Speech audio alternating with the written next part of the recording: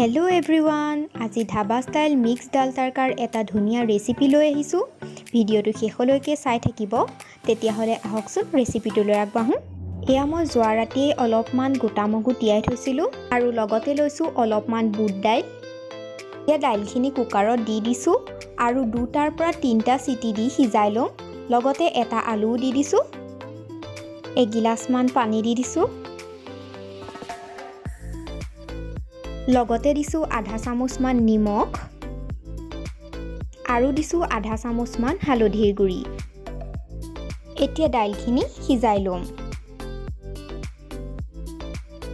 তাৰ পিছত গেছত এখন কেৰাহী পাতি তাত মিঠাতেল দি লম তেলখিনি গৰম হৈ আহিলে তাত দিম অলপমান গোটা জিৰা আৰু লগতে দুটা ইলাচি এতিয়া এটা পিয়াজ সৰু সৰুকৈ কাটি দি দিছো পিয়াজখিনি গোল্ডেন ব্ৰাউন হোৱালৈকে ভাজি লম ধুনীয়াকৈ পিয়াজখিনি অলপ ভাজি হোৱাত এতিয়া দিছো অলপমান হালধিৰ গুৰি মিলাই দিম ধুনীয়াকৈ এতিয়া আদা নহৰু আৰু জলকীয়াৰ এটা পেষ্ট দি দিছো এতিয়া আদা নহৰুৰ কেঁচা গোন্ধটো নোযোৱালৈকে ভাজি থাকিম আদা নহৰুৱে প্ৰায় কেঁচা গোন্ধ এৰিয়েই দিছে এতিয়া এটা বিলাহী পেষ্ট কৰি দি দিছো এতিয়া বিলাহীখিনি ধুনীয়াকৈ ভাজি লম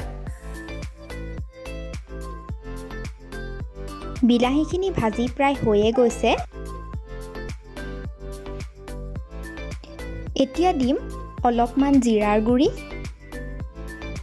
অলপমান ৰেড চিলি পাউডাৰ আৰু অলপমান দিছো গৰম মছলা পাউডাৰ এতিয়া মছলাখিনি ধুনীয়াকৈ ভাজি লম মছলাখিনি ধুনীয়াকৈ ভজা হৈ গৈছে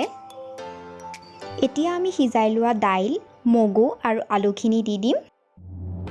এতিয়া আটাইখিনি ধুনীয়াকৈ মিলাই লম আৰু ভাজি থাকিম এতিয়া নিমখ দি লৈছো এয়া এচামুচৰ সমান দিছো আৰু আধা চামুচ মান দি দিছো ধুনীয়াকৈ মিলাই লম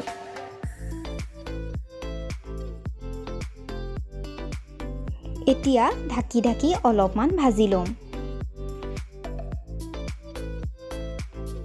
এইখিনি ভাজি প্ৰায় হৈয়ে গৈছে মোক 3 মিনিট মান সময়ৰ প্ৰয়োজন হ'ল আৰু গেছৰ ফ্লেম মিডিয়াম ৰাখিছো এতিয়া পানী দিম পানী আপোনালোকে নিজৰ জোখ অনুযায়ী দিব পাৰিব যিমান গ্ৰেভি কৰিবলৈ বিচাৰে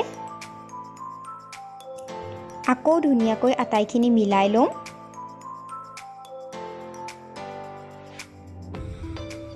এতিয়া আকৌ অলপ ঢাকি ঢাকি সিজাই লম তৰকাখন প্ৰায় হোৱা নিচিনাই লাগিছে আৰু গ্ৰেভিখনো ধুনীয়াকৈ হৈ আহিছে এবাৰ লৰাই দিছো গোটেইখিনি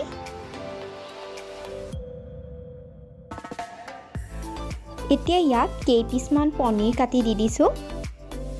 এই ষ্টেপটো একেবাৰে অপচনেল হয় ঘৰত থাকিলে দিব আৰু নাথাকিলে এনেদৰেও খাব পাৰিব কোনো কথা নাই এতিয়া আকৌ অলপ সময় ঢাকি সিজাই লম এয়া চাওক আজি আমাৰ তৰকাখন হৈয়ে যোৱা নিচিনা লাগিছে ধাবা স্টাইল মিক্স ডাল তৰকাখন একেবাৰে ৰেডি হৈ গৈছে আৰু পৰিবেশন কৰিবলৈ সাজু হৈ গৈছে